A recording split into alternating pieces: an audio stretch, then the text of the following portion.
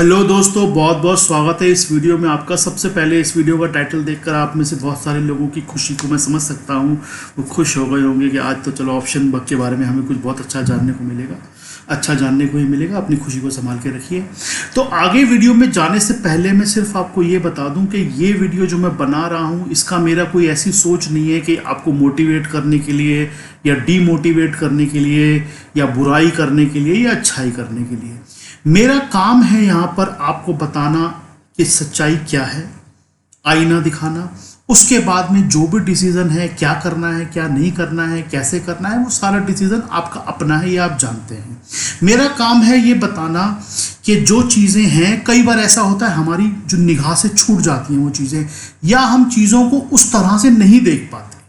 चीज़ें तो वही होती हैं, हम देख नहीं पाते उस तरह से। तो मेरा काम है आपको दिखाना कि वो चीज़ एक्चुअल में है क्या। उसके बाद जो डिसीजन है आपका है। आगे चलने से पहले एक कहानी से शुरू करना चाहता हूँ। ये कहानी मैंने आज से बहुत साल पहले, 5-6 साल पहले एक वीडियो में शेयर की थी।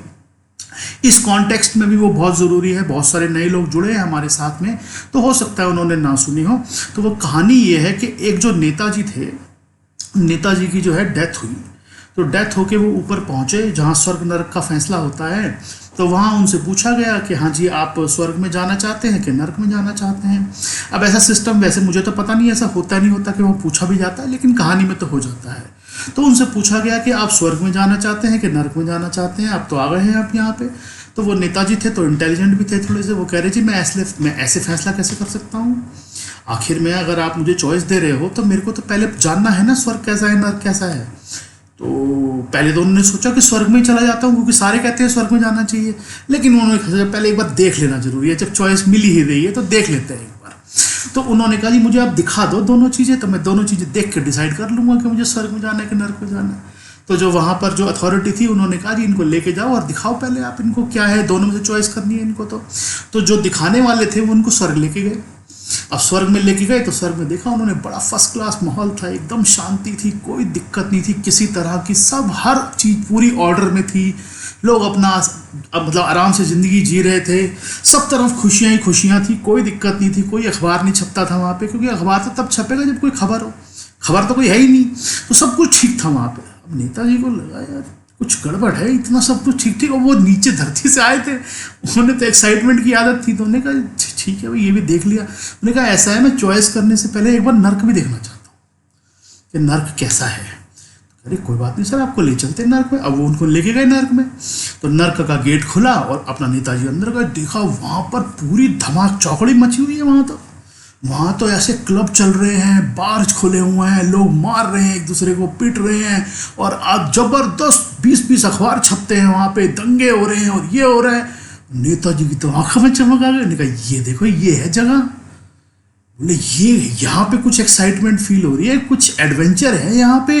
वो दुनिया नाच रही है, खेल रही है, ये कर रही है, पूरे जबरदस्त, जैसे पूरा एक शहर होता है, पूरा मेट्रो शहर बसा हुआ वहाँ पे।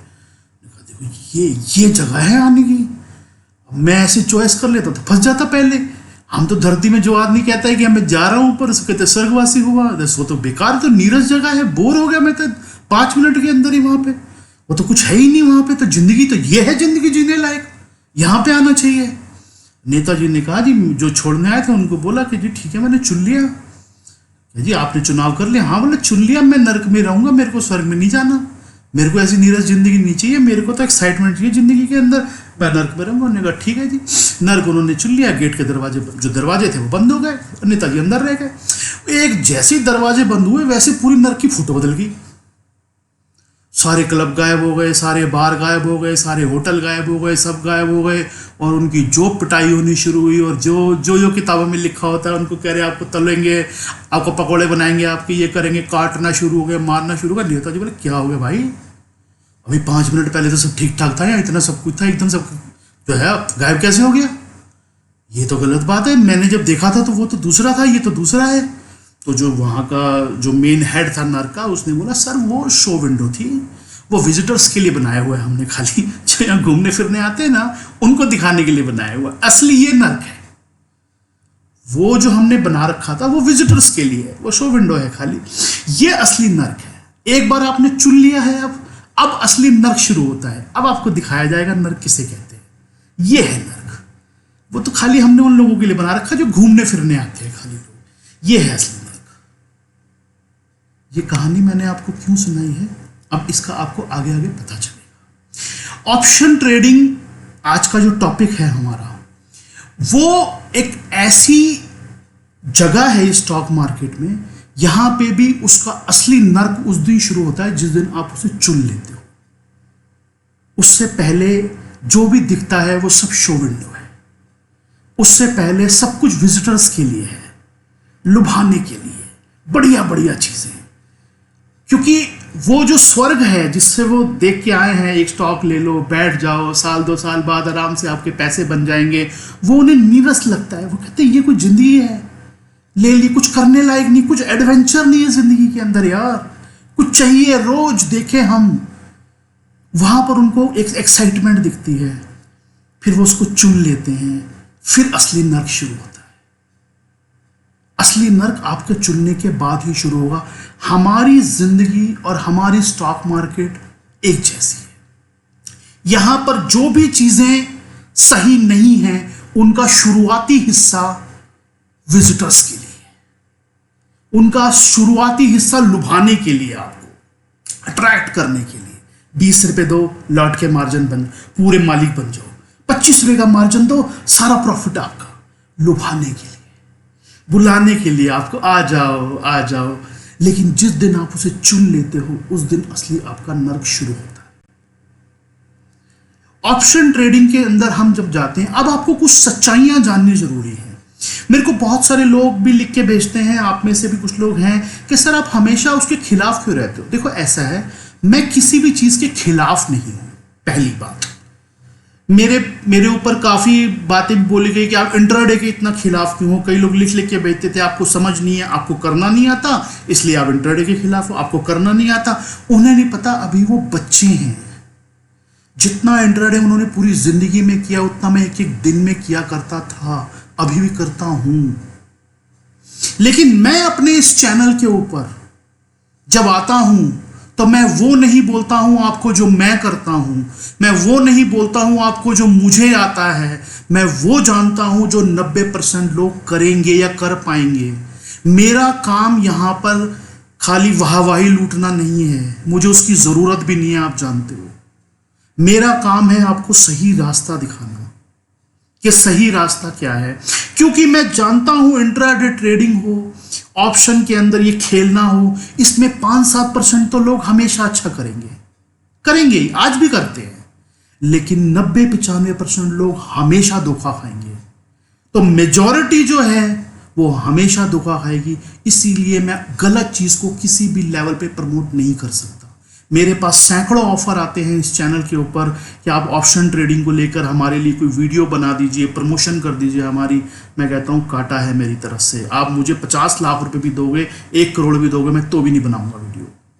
क्योंकि मैं ये जानता हूं कि मेरी एक बात के ऊपर बहुत सारे लोग मान लेंगे, उस बात को, हो सकता है मानते हैं मुझे बहुत सारे लोग तो, लेकिन मैं ये धोखा किसी लेवल पे नहीं कर सकता। क्योंकि 5-7% रूल नहीं होता है ना भैया। 5-7% तो किसी भी लाइन के अंदर ठीक हो सकते हैं लोग। ऑप्शन ट्रेडिंग के अंदर भी बहुत सारे लोग अच्छा काम करते हैं, इंट्राडे में भी बहुत सारे लोग अच्छा काम करते हैं। मैं खुद भी करता हूं इंट्राडे ट्रेडिंग, ऐसा नहीं करता। लेकिन 90% लोग उसमें लॉस करेंगे। अब हम आ जाते हैं, मैं ऑप्शन ट्रेडिंग को लेकर के इतना ज्यादा हमेशा वोकल क्यों रहता हूं। उसका एक कारण है, आपको रियलिटी बताता हूं, बाकी देखो चॉइस तो फिर भी आपकी है, आपने क्या करना है। रियलिटी ये है कि हमारी मार्केट के अंदर ना, अगर आप इसको सीढ़ी बना लो, उस सीढ़ी के सबसे ऊपर वाली जगह पे क्या है आप पहले सोचो इसको। अभी जो मैं बोलने जा रहा हूं ना दोस्त, उसको ढंग से सुनना, रैशनैलिटी देखना उसके बाद डिसीजन आपका है। सबसे ऊपर वाले हिस्से में क्या आता है? सबसे ऊपर वाले हिस्से में आता है एक स्टॉक, जो कि कैश के अंदर आप डिलीवरी ले सकते हो, बेच सकते हो। उसके अंदर आपको क्या करना होता है, अगर आप लेना बेचना चाहते हो, आपको उस कंपनी के बारे में जानना होता है, वो क्या धंधा करती है, क्या काम करती है, उसके आगे के प्रोस्पेक्ट कैसे हैं, बिजनेस कैसे चलेगा, बिजनेस की साइकिल क्या है, कंपनी के फंडामेंटल कैसे हैं, उसके फाइनेंशियल्स कैसे हैं, उसके प्रमोटर कैसे हैं, जो भी चीजें एक वो देखने के लिए, अगर वो चीजें आपको इतनी समझनी है तो आपको उसका भाव का बिहेवियर, जिसको हम चार्ट बोलते हैं, आपको चार्ट रीड करने होते हैं। प्लस में थोड़ी बहुत चीजें आपको देखना पड़ता है कि बाहर का सिनेरियो क्या चल रहा है, इंटरनेशनल के अंदर कोई ऐसी बहुत बड़ी गड़बड़ तो नहीं है, कहीं वॉर ये वो चीज़ें, तो ये चीज़ें एनालिसिस करनी पड़ती हैं एक लेवल के ऊपर। उसके बाद जाकर के आप उस स्टॉक के अंदर बाय या सेल करते हैं, जो भी करते हैं आप उसको। ये हो गया उस सीढ़ी का पहला हिस्सा, उस लैडर का पहला हिस्सा ये है, जो कि स्वर्ग जिसका मैं कहता हूं, जो कि बोरिंग है ना थोड़ा सा, क्योंकि एक बार ले लिया उसके बाद कोई आपका काम नहीं बच जाता, उसके बाद तो आप बैठे हो, जब वो चलेगा तो चलेगा। उस लैडर का दूसरा हिस्सा है, उसी के अंदर फ्यूचर की पोजीशन है, उसी के अंदर फ्यूचर की पोजीशन। फ्यूचर की पोजीशन का मतलब उसमें कुछ भी बदलता नहीं है, सारी चीजें पहली वाली रहती हैं, सब कुछ वही रहता है, सिर्फ आपका साइज बढ़ जाता है, आपका साइज बढ़ जाता है और आपको लीवरेज मिल जाती है। यानी कि 100 रुपए का माल आपको 30 रुपए में मिल गया एक महीने के लिए, और आपका थोड़ा सा साइज बढ़ गया, तो आपका पोजीशन साइज है वो बढ़ गया, तो रिस्क मैनेज करना होता है आपको उसमें। वो है उसका दूसरा हिस्सा, उसमें बाकी कुछ भी नहीं बदलता है, वो पहली सीढ़ी वाला रहता है, लेने का हिसाब, बेचने का हिसाब, भाव का बिहेवियर, सब कुछ वही देखना रहता है। रिस्क थोड़ा बढ़ाना पड़ता है अपना, और अपना साइज बढ़ाना पड़ता है थोड़ा सा। उसमें एक सुविधा ये मिल जाती है कि आप उसको शॉर्ट सेल भी कर सकते हो। कैश में तो आप शॉर्ट सेल नहीं कर सकते, फ्यूचर के अंदर आप उसको शॉर्ट सेल भी कर सकते हो। आपको लगता है हाँ ये डाउन ट्रेंड में है, तो मैं उसको बेच देता हूं, वो नीचे जाएगा तो मुझे वहां से मुनाफा हो जाएगा। ये दो हिस्से लैडर के। अब एक इन्होंने तीसरा हिस्सा लैडर का और बना दिया, उसके भी नीचे। ये है जी उसी स्टॉक की या इंडेक्स की ऑप्शंस। ऑप्शंस का मतलब क्या है, ये क्रिएट जब की गई थी, बनाई गई थी, तब ये है हेजिंग पर्पस से। हेजिंग पर्पस है कि मतलब अगर आपको ऐसा लगता है कि हाँ वो स्टॉक या पर्टिकुलर इंडेक्स जो है उसके अंदर आपकी कोई बाय पोजीशन पड़ी हुई है और आप अपने आप को हेज करना चाहते हो, तो उसके सामने आप कुछ ऐसा ले लो ताकि अगर वो नीचे गिरे तो आप थोड़ा सा प्रोटेक्शन, इंश्योरेंस टाइप प्रोडक्ट बना था, तो इंश्योरेंस टाइप के लिए बना था। लेकिन उसका इस्तेमाल अब आपको पता ही है कैसे हो रहा है इंश्योरेंस। अभी इंश्योरेंस ही लोग ले बेच रहे हैं आपस में। अब इंश्योरेंस जितने लोग इंश्योरेंस के लिए लेते हैं वो तो कम लेते हैं, लेकिन इंश्योरेंस ज़्यादा ले बेच रही है। ये ऐसे ही हो गया कि खांसी वाला जो एक जो आता है अपना लिक्विड पीने वाला, वो बनाया तो गया था खांसी रोकने के लिए, लोग उससे नशा करने लगे। बनाया तो गया था कि आपको खांसी हो तो आप थोड़ा सा ले लो तो आपकी ठीक हो जाएगी, लोग उससे नशा कर रहे हैं। तो ये वही हिसाब हो गया। तो उसमें क्या है, घातक तो होगा ही वो सिद्ध, तो घातक होता है सिद्ध, वो तो आप जानते ही हो सब कुछ। तो वो लैडर का जो तीसरा हिस्सा है उसके अंदर क्या है जी, आपके पास एक पूरा अंडरलाइन मौजूद है, फ्यूचर का जो पूरा लॉट है, 500 शेयर का, 200 शेयर का, 1000 शेयर का, जो भी आपका लॉट है, उस लॉट के अंदर आपको अब वो मार्जिन भी नहीं देना है जो उस आदमी को देना है जो फ्यूचर में ले रहा है। आपको ना खाली उसका प्रीमियम वाला हिस्सा देना है बस। वो 20 रुपए, 30 रुपए, 10 रुपए, 5 रुपए प्रीमियम दे दो उसका, और आप उस पूरे महीने के लिए जो है उसके मालिक बन जाओगे, और उसमें जो भी उतार चढ़ाव आएगा उस हिसाब से आप काम कर सकते हो। उसके अंदर भी ये है कि उसको आप बेच भी सकते हो। अब ये लैडर का पांचवां हिस्सा है, चौथा हिस्सा। पहला हिस्सा सिंपल प्योर स्टॉक, दूसरा हिस्सा उसी स्टॉक का फ्यूचर, यहां तक तो ठीक है। तीसरा हिस्सा उस स्टॉक की ऑप्शन, चौथा हिस्सा ऑप्शन के अंदर भी सेलिंग भी कर सकते हो आप, मतलब आपके पास है कुछ नहीं लेकिन आप उसे प्रीमियम को ही बेच दो खाली।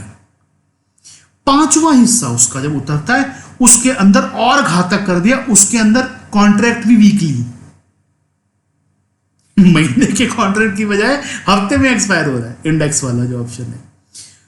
एक बात आपको याद बता दूं आज आपको, जितना आप लैडर में नीचे उतरते जाओगे उतना आप रिस्क बढ़ा रहे हो। पहली बात, पहले वाले जो लैडर का हिस्सा है वहां पर आपको क्या देखना है, सिर्फ कंपनी के बारे में, चीजों के बारे में। वहां पर आपके ऊपर बाउंडेशन नहीं है समय की,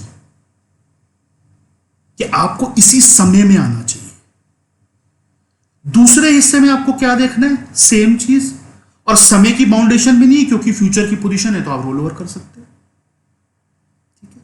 तीसरे हिस्से में आप क्या बेट कर रहे हो, आप एक तो आपने लीवरेज ले ली, दूसरी लीवरेज लेने के ऊपर आपने मार्जिन के ऊपर काम किया, और आपने एक उसका प्रीमियम का हिस्सा दिया, और आपने कहा इसी 22 दिन के अंदर या ये ऊपर या नीचे जाएगा, इसी 22 दिन के अंदर जाएगा, नहीं जाएगा तो वो जीरो हो जाएगी आपकी। वो आप बेट ले रहे हो 22 दिन वाली। खतरा सबसे बड़ा वहां है। खतरा ये नहीं है कि आपने एक स्टॉक चुन लिया या आपने इंडेक्स के ऊपर कोई दाव लगाया है। खतरा यह है कि आपकी ये मांग है कि मेरे बताए हुए समय के अंदर जाना है आपको, और जब वो समय बांध दिया गया और प्रीमियम प्राइस फिक्स है उसका, तो जैसे जैसे समय पास आएगा प्रीमियम टूटता जाएगा, क्योंकि प्रीमियम तो समय का प्रीमियम है ना। वैसे तो आपने कुछ दिया ही नहीं उसको, वो तो इंश्योरेंस है ना एक तरह की। आपने अगर उसको 25 रुपए 20 रुपए दिए हैं तो समय के दिए हैं कि मैं 20 दिन खरीद रहा हूं तेरे से, मैं कोई कंपनी का स्टॉक नहीं खरीद रहा हूं, मैं तेरे से 20 दिन ले रहा हूं कि 20 दिन में जाना चाहिए। जिस दिन आप समय का सौदा करना शुरू करोगे उस दिन आप मरोगे इस मार्केट में, मैं आपको बता रहा हूं। समय का सौदा मत करो, माल का सौदा करो, क्योंकि समय थोड़ा बहुत ऊपर नीचे होना कोई दुनिया की ताकत यहां पे कंट्रोल नहीं कर सकती। कोई दुनिया की ताकत। थोड़ा बड़ा दाव लगाओ, थोड़ा बड़ा अपनी बास्केट को बड़ा कर दो थोड़ा सा। जब भी आप बहुत ही छोटे समय के ऊपर, और मैंने बताया ना 5वीं लैडर और क्रिएट कर दी कि उसमें भी वीकली आ गया। एक्सचेंजेस का और इनका काम है आपको उसमें सट्टे बाजारी में घुसाना। खेलते रहो आप, खेलो इंडिया खेलो, लेकिन आपका काम है क्या चुनाव करना है। देखो ये बाजार है, इस बाजार के अंदर ना बहुत सारे प्रोडक्ट हैं, बहुत सारी दुकानें हैं। आप जब बाजार में जाते हो तो आपको चॉइस करना है कि मुझे क्या लेना है। जिस दिन मैं इस मार्केट में आया था मेरे फादर ने मुझे कहा था यहां तो सट्टा होता है, सट्टा बाजार है ये।